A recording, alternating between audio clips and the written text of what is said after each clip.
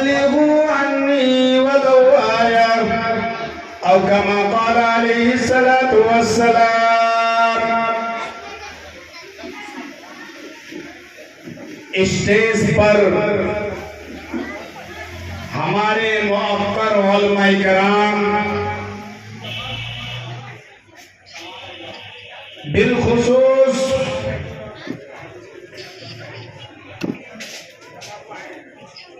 ہمارے اس مدرسے کے ناظم اعلیٰ و دیگر علماء کرام، سامعین حضرات، پردے میں بیٹھی ہوئی خواتین، ہماری ماں اور بہنیں، جب تک میں تقریر کروں آپ لوگوں سے میری گزارش ہے کہ کوئی بھی آپ ادھر ادھر باتیں مت کیجئے. میں دل خیر آبادی صاحب تو نہیں ہوں جو آپ کو میں جھوما سکوں، لیکن ضرور اتنا ضرور کہوں گا کہ آپ کے سامنے میں اچھی باتیں ضرور آئیں گی انشاءاللہ. میں اہل اسٹیج سے بھی کہنا چاہوں گا کہ آپ لوگ متوجہ ہو جائیے میرے طرف، باتیں مت کیجئے. سامعین حضرات کی نگاہیں آپ کے اوپر ہیں، ذرا خیال کریے. میرے بھائیوں، میرے دوستوں، ابھی آپ حضرات نے ان بچیوں سے مکالمہ، تقریر آپ سماعت کر رہے تھے. مجھے جیسے بچیاں پڑھنے کے لیے اسٹیج پر آتی تو مجھے ایک واقعہ یاد آتا. خدا کی قسم وہ واقعہ میں آپ کے سامنے میں ظاہر کروں تو ہو سکتا ہے میرے آنکھوں میں بھی آنسو نکل آئے. واقعہ کیا ہے؟ اللہ کے نبی علیہ السلام کے پاس ایک شخص آیا اور کہنے لگا، یا رسول اللہ، میں نے بہت بڑی غلطی کی ہے. اللہ کے نبی فرماتے ہیں کہ تم نے کون سی غلطی کی بتاؤ. یا رسول اللہ، میں آپ کے سامنے میں ظاہر نہیں کر سکتا. آپ نے فرمایا ظاہر کرو، بتاؤ کون سی غلطی تم نے کی ہے، آخر کیا وجہ ہے تمہاری سے اتنی بڑی غلطی کی ہو گئی ہو. وہ انسان کہنے لگا، یا رسول اللہ، زمانہ جاہلیت میں ہمارے یہاں ایک بچی پیدا ہوئی ہے، لڑکی پیدا ہوئی تھی. بادشاہ کی طرف سے اعلان تھا کہ کسی کے یہاں اگر بچی پیدا ہو تو اس کی پرورش مت کرنا، اس کو گھر میں مت رکھنا، زندہ دفن کر دینا، زندہ دفن کر دینا. میرے بھائیوں، میرے دوستوں، اللہ کے نبی علیہ السلام کے پاس جب یہ واقعہ اس انسان نے سنانے لگا تو آپ کے آنکھوں میں آنسو جاری ہونے لگے. کہنے لگا، یا رسول اللہ، اور سنیے، جب بادشاہ کی طرف سے یہ اعلان تھا کوئی گھر میں لڑکی مت رکھنا، زندہ درگور کر دینا، میں نے سوچا کہ اگر میں پکڑا گیا تو بادشاہ مجھے قتل کر دے گا. اسی بیچ، اسی درمیان میں اپنی بیوی سے کہا کہ یہ ننھی بچی جو ہے، جو میرے سامنے میں آ کر کے کھیلتی ہے، نئی نویلی دلہن کی طرح میرے سامنے میں آ کر کے ہنستی ہے، نئی کپڑے پہن کر کے میرے سامنے میں اچھلتی پھرتی ہے. جب میں اس بچی کو دیکھتا ہوں تو خدا کی قسم کہہ کے وہ انسان کہتا ہے کہ میں اسے اور دل سے محبت کرتا، دل سے لگاتا. لیکن ایک دن میرے سر میں بھوت سوار ہوا اور اپنی بیوی سے کہا، بیوی، اس بچی کو تم نہلواؤ، اس بچی کو نئے کپڑے پہنواؤ اور نئے کپڑے پہنوانے کے بعد میرے پاس لاؤ. جب وہ بچی میرے پاس آئی اور آنے کے بعد میں نے گود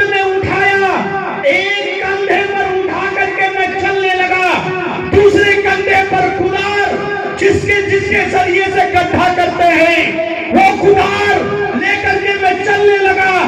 بچی جب کچھ دور سوار جب چلنے لگا, جب کچھ دوری پہ راستے میں کہتی ہے, اے ابا جان آپ کو معلوم ہے کہ آپ کے پسینے پر جو ہے پسینہ, آپ کے ماتھے پر پسینہ اتر رہا ہے.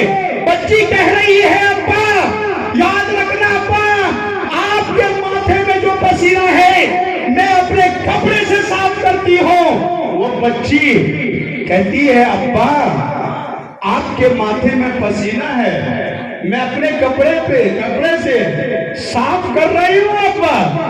ابا کے سر میں بھوت سوار تھا, کچھ سمجھ میں نہیں آ رہا تھا کہ بیٹی کی محبت کیا ہوتی ہے. نوجوانوں ذرا غور کرنا, بیٹی کی محبت کیا ہوتی ہے. میرے بھائی چلتے چلتے چلتے وہ ننھی بچی پوچھ رہی ہے کہ ابا یہاں تم کہاں لا کر کے مجھے کہاں لے جا رہے ہو؟ نہ تو کوئی چرند نظر آ رہا ہے, نہ تو کوئی پرند نظر آ رہا ہے, نہ تو کوئی انسان نظر آ رہا ہے.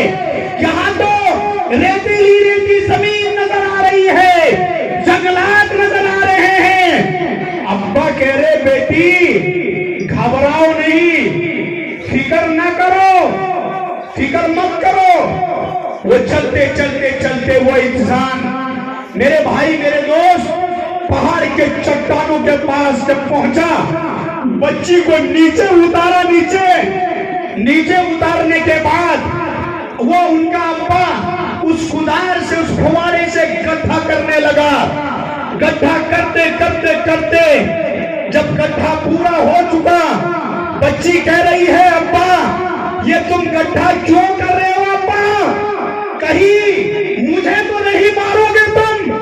ابا کے سر میں بھوت سوار تھا. میرے بھائی میرے دوست, جب وہ بچی کہہ رہی ہے ابا مجھے گڈھے میں مت ڈالو, مجھے گڈھے میں مت پھینکو ابا, میں تمہارے اوپر بوجھ بن کر کے زندگی نہیں گزاروں گی. ابا مجھے گھر لے کر کے چلو, میری امی یاد کر رہی ہوگی, مجھے گھر لے کر کے چلو ابا, میں ٹھیک مانگ کر کے زندگی گزار لوں گی. ابا مجھے گھر لے کر کے چلو.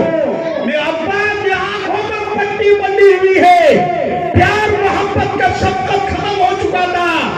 جب گڈھا پورا ہو گیا اور اوپر آیا, اس بچی کو گود میں لے کر کے, ہاتھ میں لے کر کے گڈھے کے اندر پھینک دیا. بچی چلاتی رہی, بچی گڑگڑاتی رہی, کہتی رہی ابا مجھے گھر لے کر کے چلو, میں تمہارے اوپر بوجھ نہیں بنوں گی, میں بھیک مانگ کر کے میں زندگی گزار لوں گی, میں بھیک مانگ کر کے میں اپنی پرورش کر لوں گی. ابا میرے بھائی میرے دوست, لیکن ابا کے آنکھوں میں پٹی باندھا ہوا, کچھ سمجھ میں نہیں آ رہا. جب اوپر اٹھا اور ادھر سے اتنا بڑا پتھر اٹھا کر کے لایا اور لا کر کے اس بچی کے سر میں دے کر کے مار دیا, اور وہ بچی وہیں کے وہیں ختم ہو گئی, مر گئی. دفنانے کے بعد جب وہ گھر آتا ہے, اہلیہ آ کر کے پوچھتی ہے کہاں گئی میری بچی, کہاں گئی میری لاڈلی بچی, کہاں گئی میری بیٹی, کہاں نے تم نے پھینک کر کے آئے ہو. میرے بھائی دن تو گزر گیا, رات میں سپنے میں دیکھ رہا ہے وہ انسان, سپنے میں دیکھ رہا میری لاڈلی بچی میرے سامنے میں آ کر کے کھیل رہی ہے, مجھے ہنسا رہی ہے, ابا ابا کہہ رہی ہے, ابا ابا کہہ رہی ہے, لیکن ابا تو خواب میں ہے, بچی کو تو جان سے مار دیا.